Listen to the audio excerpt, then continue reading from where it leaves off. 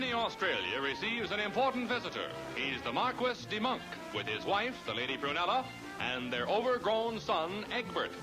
The Marquis is the world-famous philosopher who observed that monkeys look funny because they resemble people. But now it's time for a spot of tea.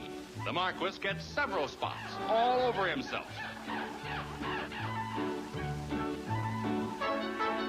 The Marquis, the old roue, has a weakness for sugar.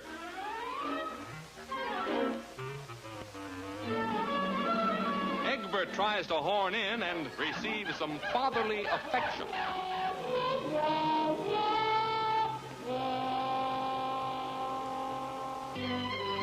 After a hearty meal, there's nothing like a bit of relaxation.